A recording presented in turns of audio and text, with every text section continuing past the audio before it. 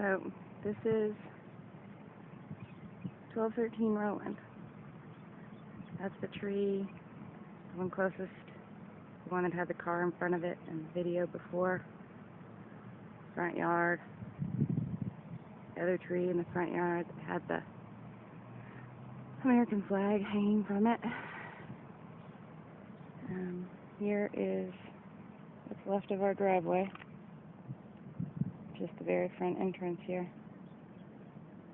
So running all the way back to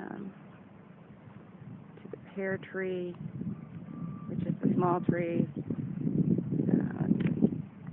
which is the small tree right here in front of the giant tree.